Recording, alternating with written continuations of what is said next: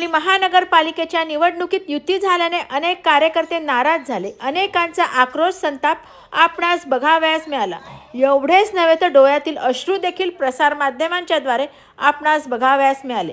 युती तुटेल असे शेवटच्या क्षणापर्यंत वाटत होते. शेवटी युतीनेच निवडणूक लढवली जाणार आहे. टावरीपाडा येथील शिवसेनेचे कट्टर नेते अंकुश केणे यांच्यावर देखील अन्याय झाला. टावरीपाडा येथील 2015 मध्ये शिवसेना नव्हती, त्यावेळी शिवसेनेची शाखा उघडून अंकुश केणे यांनी पक्षवाढीसाठी अहोरात्र मेहनत घेतली. आज त्यांना तिकिटापासून डावलण्यात आले असून कुठेतरी माझा पक्षश्रेष्ठींनी विचार करावा अशी मागणी त्यांनी केली आहे. नमस्कार, स्टार न्यूज टुडेमध्ये आपले सर्वांचे स्वागत आहे. कल्याण डोंबिवली महानगरपालिकेच्या निवडणुकीचे बिगुल वाजले असून 15 जानेवारी रोजी मतदान होत आहे. अंकुश केणे हे शिवसेनेचे फार कट्टर असे शिवसैनिक असून गेली 2015 पासून ते शिवसेनेचे काम करीत आहेत. आपण आता त्यांच्याशीच एक संवाद साधत आहोत, त्यांच्याशी एक चर्चा करत आहोत. नमस्कार अंकुश केणे साहेब. बरं, काय सांगाल की आता निवडणुका पण लागलेल्या आहेत आणि तुम्ही एक कट्टर शिवसैनिक आहात, तर काय सांगाल या निवडणुकीबाबत आपलं मत काय आहे किंवा आपल्या प्रभागाबाबत? आपण तुम्ही इतके वर्ष काम केले आहे, तर प्रभागाचा हवा तेवढा विकास झाला आहे का आणि आपण कशा पद्धतीने हा प्रभाग डेव्हलप केला असं तुम्हाला वाटतं? सर्वप्रथम सर्वांना जय महाराष्ट्र, नमस्कार.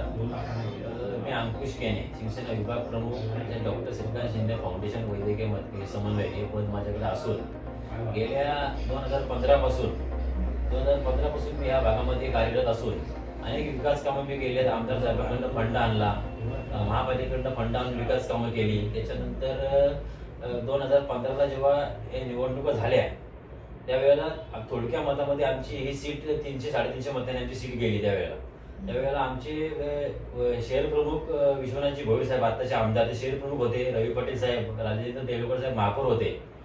त्यांना असं कळलं की 300-350 मतं आपली सीट जाते, ते इथे आपली शिवसेना जनसंपर्क कार्यालय शाखा आपली पाहिजे नागरिकांना न्याय देण्यासाठी.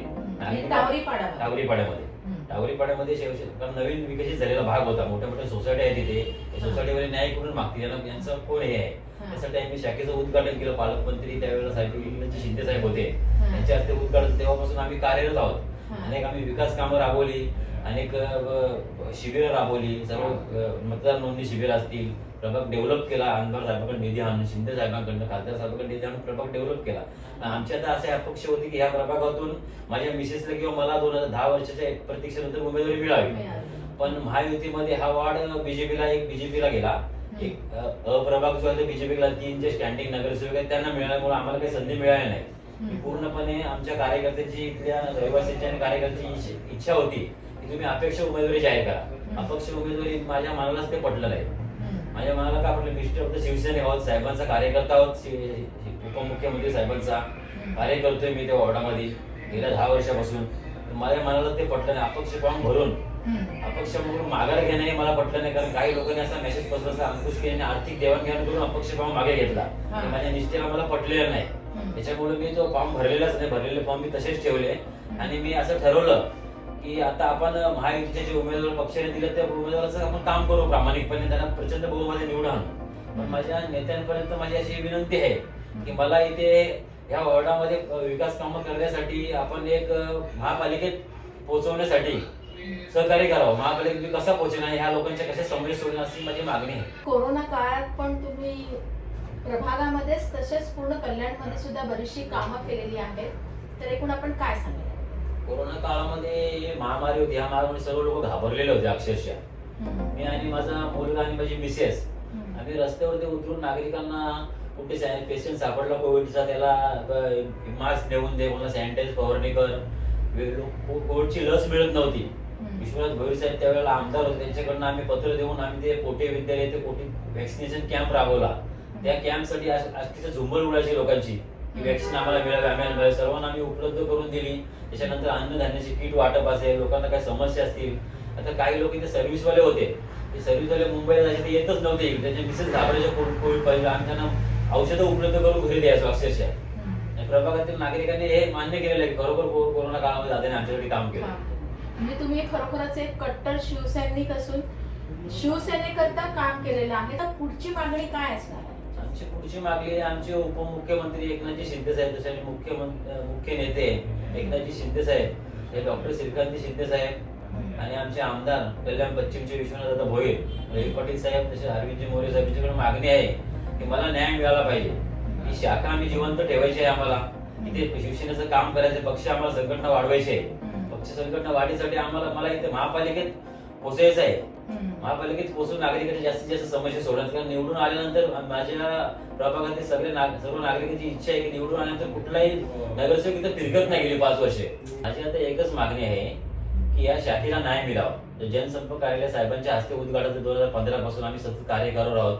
तर मला उमेदवार नाही मिळाले तरी हरकत नाही, मी पक्षाचं प्रामाणिकपणे काम करेन. जे महायुतीचे उमेदवार आहेत त्याचं प्रामाणिकपणे काम करून आम्ही सर्व निवडून आणू त्यांना प्रचंड बहुमताने. पण आमचे आमदार साहेब असतील यांच्याकडे मागणी आहे, जिल्हा प्रमुख अरविंदजी मोरे साहेब, शहर प्रमुख रवी पाटील साहेब, तसेच मुख्य नेते एकनाथजी शिंदे साहेब आणि खासदार साहेब यांच्याकडे मागणी आहे की मला इथे प्रभागाचा विकास करण्यासाठी संधी मिळावी, यासाठी माझा विचार करण्यात यावा. महापालिकेत मला पोहोचता आलं पाहिजे, अशी काहीतरी पक्षाने माझी तरतूद करावी, अशी इथल्या लोकांची भावना आहे. कारण निवडून आल्यानंतर सर्व लोकांनी परवा मीटिंग झाली इथे, या मीटिंग मध्ये ठरलं की निवडून आल्यानंतर 5 वर्ष कोणी इथं फिरकतच नाही. आम्हाला अंकुश दादाकडेच येणार कुठलं काम करण्यासाठी, औषध फवारणी असेल, तुमचं रस्त्यावरती खड्डे भरले असतील, कुठलं आर्थिक आरोग्य समस्या असेल, शिबिर असेल, मतदार नोंदणी शिबिर असेल, समस्या सर्व सोडण्यासाठी आमच्या दादांकडेच यायचं आहे. म्हणून लोकांनी सांगितलं की आम्ही नवीन उमेदवाराला ओळखत नाही, दादा सांगतील त्याला आम्ही निवडून देणार. बरोबर आहे, हे सर्व सांगितलेलं आहे आणि शिंदे साहेबांनी ही मागणी आमची मान्य करावी. म्हणजे आपण आताच बघितलं की निवडणुका लागलेल्या आहेत आणि एक कट्टर शिवसैनिक आहे, 2015 पासून प्रामाणिकपणे काम करत आहे. टावरीपाडामध्ये शिवसेना वाढीस लागण्यासाठी येथे अहोरात्र झटत आहेत. तर ह्यांना कुठेतरी न्याय मिळेल अशी आपण एक अपेक्षा करूया. आणि खरोखरच शिवसेनेचे असे कट्टर शिवसैनिक शिवसेनेने जपणे देखील तेवढेच आवश्यक आहेत शिवसेना वाढीसाठी.